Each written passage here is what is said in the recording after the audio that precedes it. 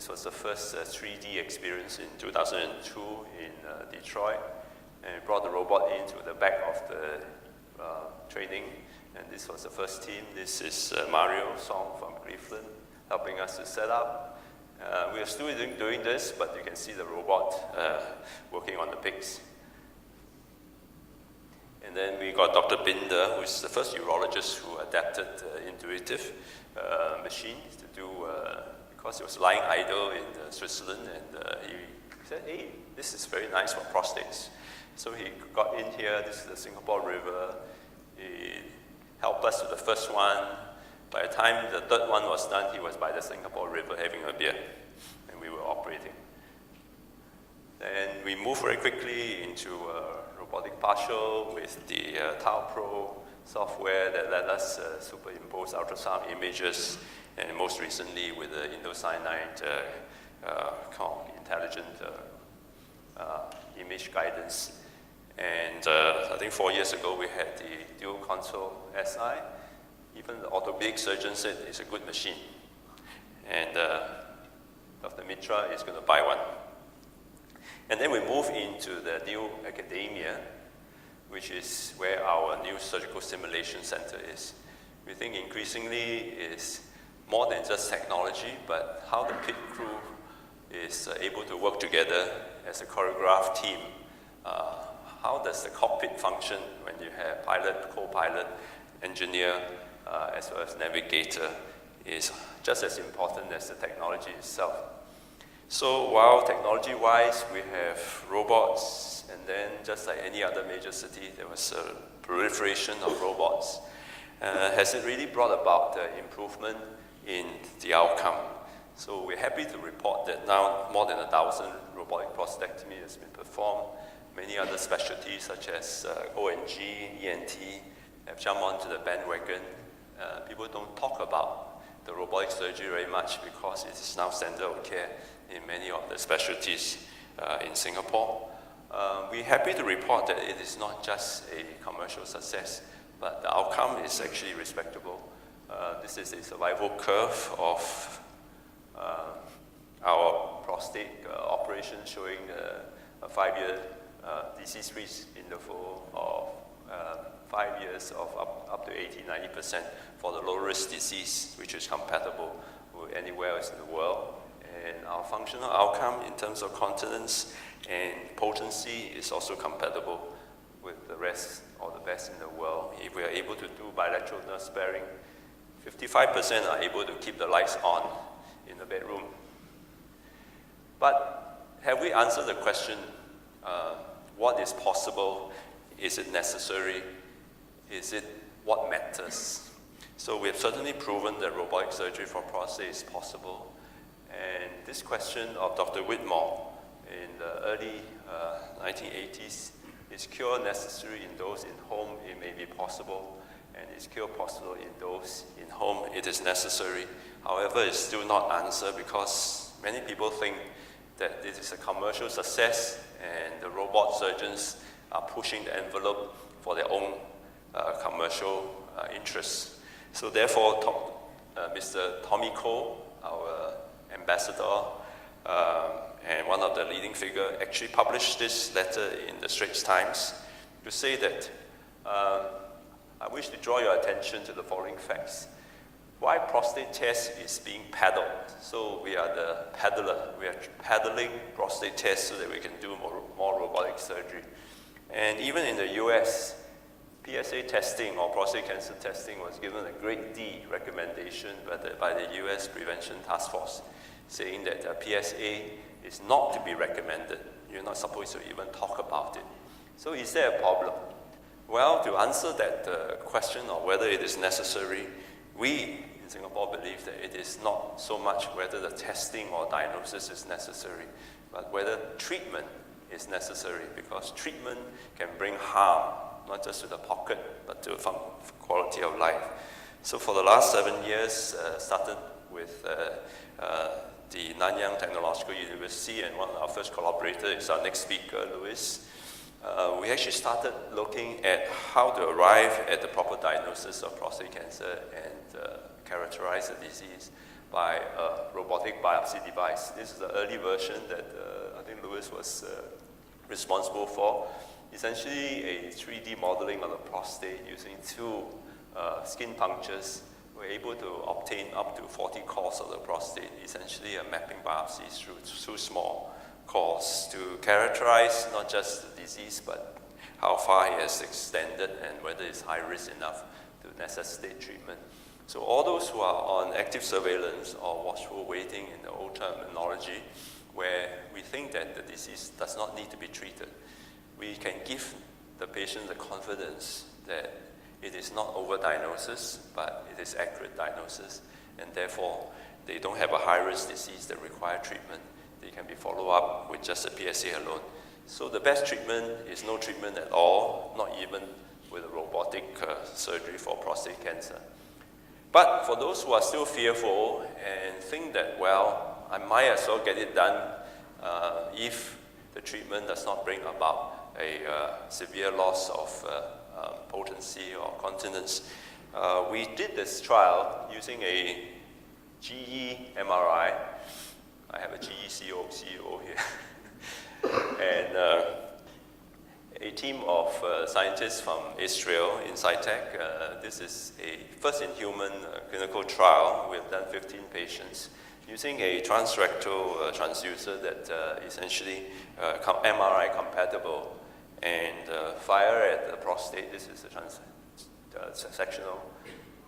Essentially during focal treatment, and the GE device is able to use phase shift technology to follow up real-time, non-invasively, the temperature inside the prostate to keep it between 80 to 100 degrees so that there's no bubbling, because once you have bubble, the focused ultrasound is no longer efficacious.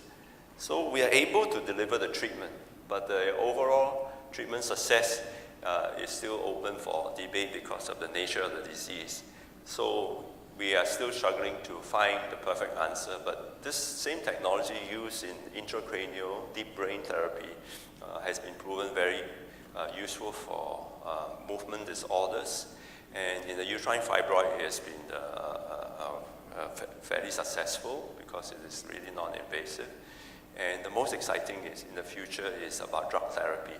So maybe that rat that is running around, instead of shining the light to activate the electrode, you can just shine a little bit of ultrasound, activate that drug that is in his brain, and then he will be very, very active in the bedroom. So I look forward to the panel discussion and when you post your questions. Thank you for your attention.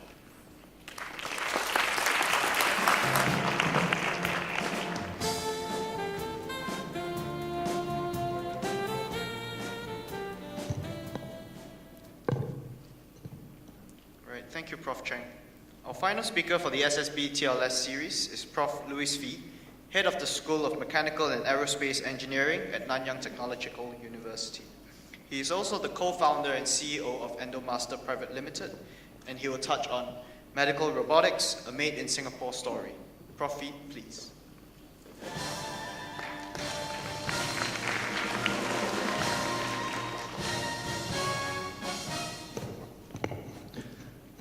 Very good afternoon to all.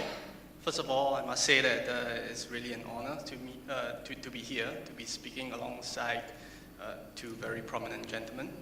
Dr. Mo, of course, a guru in medical robotics, and Professor Cheng, a very prominent surgeon and one who embraces technology and who happens to be my ex-boss.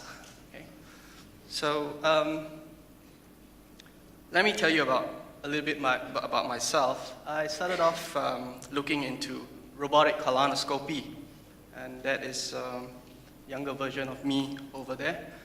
So the challenge was really to improve colonoscopy, as it is, there's a lot of challenges in putting a flexible colonoscope right up from the anus, right up all the way to the cecum. So I helped to build an inchworm type device which propels from within. So all the clinician needs to do is really to insert it into the patient's anus, and it would crawl itself all the way to the cecum. Of course, on board it would have cameras to do the inspection. So after initial trials, I left the group, and they went on to develop it further, and now it's a company, Endoscopy, and the device is selling in Europe. So coming back to Singapore, that's where I joined Professor Cheng's team, and we were developing this robotic prostate biopsy. So again, I helped to develop the very early primitive, more primitive prototypes, but again, went all the way to clinical, the first-in-man trial, and then I left. And of course, it became the BioBot, which is another very good made in Singapore story. So I told myself, whatever I was going to do next, I'm not leaving. I'm going to see it through all the way. Okay, so that's number one. And I've worked on the anus, rectum, colon, and coming back to Singapore, promoted myself to work on the prostate. So I was going up in the anatomy. So I thought, okay, let's work on something higher, maybe the stomach. And that's where we sat down. There was this surgeon, an endoscopist, and me, an engineer. We sat down over dinner. It sounds like a bad joke, but no, it's not. It really happened.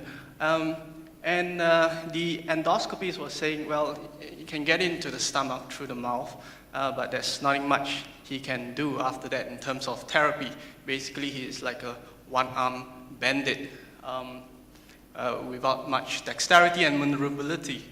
The surgeon was saying, well, obviously, if there's a cancer in the stomach, he can make holes, he can make a big cut, and remove the cancer pretty effectively, but of course, there will be a lot of damage to healthy tissue, and you have an awful scar after that.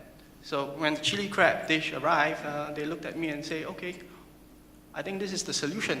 Why don't you put crab claws, miniaturize it, and put it at the end of a flexible endoscope? And there you go, you have the best of both worlds. You can access the stomach non-invasively. At the same time, you would have the dexterity and maneuverability to perform surgical procedures like ESD, which is basically the removal of the mucosa and whatever cancer that there exists. So in short, this was what I was thinking at that point of time. Well, okay, what you want is a very elaborate Nintendo Wii game for endoscopy, and whatever you do with your hands outside, you have little arms inside the stomach or the GI tract that would copy your movements and do whatever you want it to do. So basically, the endoscopies wants, like Dr. Fred Mo said, they want their hands miniaturized and put into the patient without making holes. So in this case, well, I would say it's a no-hole surgery. We're not making any additional holes. We're just using whatever natural orifices that we have. So I teamed up with Lawrence. Well, so he's my partner in crime since 2004, and we've gone through a lot of hurdles. Well, things didn't really work out the way we planned it, but again, it's research. So simulations always work, but when you really bring it down to real experiments, things do not really work as planned. But we persevered, and eventually we got to our first in-man trials. And we're very proud to say that it is the first time that robotics was introduced into flexible endoscopy. So in this system, well, it's a master and slave device. So you have the surgeon over here comfortably seated and controlling the robotic system. So this is the cancer. This is a real-life patient in Hong Kong that we want to remove. So we already cut around it, and you see the hole over there. That's the entrance to the duodenum. And you see that we have triangulation, and we have the dexterity to actually pick up onto the soft tissue and to have some form of traction. And the left arm over here would be a monopolar cautery tool, which we can very safely cut below, and you know exactly what you're cutting. and of course the traction helps a lot. So slowly but surely, we were able to perform and to remove this cancer from the patient. So the benefits are clear for the patients. Well, it's either no scar or a few holes. So most patients would obviously choose the less invasive procedure. For the clinician, well, it's easy to use. And like what Dr. Moore was saying, it's a leveler of technical skills. So as you can see, it's likened to a very elaborate video arcade game. So as with arcade games, after a few coins, everybody kind of arrive at the same skill level. So it's intuitive to use. And then we have a lot of encouragement from the key opinion leaders who say that, well, it's a small case, talking about first in man trial, it's a small case series, but a giant step for endoscopy. And it could be a beginning of a new era in therapeutic endoscopy. So, of course, we enjoyed the usual academic rewards that come with it, high-impact publications. And the beauty about such projects is that you get to publish in both engineering and medical journals. So the big question that we arrive, is that, is this viable as a commercial product? So this is where we went in and we put on our business hats and we looked into statistics. So, well, we see that a lot of people have GI cancers all over the world. In fact, colon cancer is the #1 cancer in Singapore. And treating cancers, well, most part of the world would, the endoscopies would refer the patient to the laparoscopic or open surgery, a general surgeon to perform, to remove such cancers. So we see that stage 0 and stage 1 could be removed quite easily using robotic surgery. And then, well, there's a huge market, very big numbers. So if you talk about devices, there's definitely a market there. And then changing demographics, as with most developed countries, we have more and more old people. Silver tsunami is coming in Singapore, and in some countries it has already arrived. And with old people and with more diagnosis being performed, you would want to remove such cancers, but with aged people, you tend not to want to be too invasive. So again, this is a good indication of the benefits of a endoscopic robotic system. And then learning from the big boys, intuitive. Basically, they have put in robotics into laparoscopy, and they are what they are today. So this seems to be virgin ground in terms of business opportunity. No one has put in robotics into endoscopy, and we hope to seize that opportunity. So we say, okay, let's do it. And we call our device the master and slave transluminal endoscopic robot. And we know what's out there. There are other big boys who are trying to do similar stuff, but not on the robotic platform, more of a manual platform. And I believe there are challenges as well. We looked into our IP and make sure that we are eventually, when we push this to the market, we are in a good position. And obviously very different from research. To run a business, there's a lot more things to do, and I guess we have done our homework well. And then I put on my CEO's hat and go around to look for money. And that's a real challenging part, but a very interesting part. So I came to this this event that was organized by A-Star, show them the technology, a lot of investors around. I didn't get any money that day, but they gave me a prize. And then went to another pitch, and I showed it to this guy. He's all smiling, I didn't get money as well, but he was very happy about it. Another award. Yeah. In fact, he was saying, "Well, look at that. I can. You notice there was a bandage on his hand," and he was saying like, "Well, I injured my hand and still I can perform surgery. That's great." And then this guy got to know about it and, well, have another award, okay? So in the end, after talking to a lot of VCs and angels, eventually I did get the money, okay, from this Japanese firms. And that was very recent, just 3 weeks ago. So we are off to go, and that's where we are now. So what's next? Well, as CEO, I'm always chasing for the money sign. So we got our Series A, but I would say that very soon I'll be looking for Series B, where I take the company to the next level. And we are focused on regulatory approvals as well. And we aim to launch the product in 2016. But we have decided that we will not be a one-hit wonder. It's not only the GI, but we have also started to look into other indications to perform procedures in other organs. So I'd like to end off my talk by saying from my own experience that I feel that Singapore is really a technopreneur's wonderland. So, as you know, this started off as a research project. And each time we hit a certain milestone, we continue to get very healthy funding. And when we decided that we should make it into a commercial entity, well, we have other kinds of funding that we were able to get, like the POC and the Spring POV.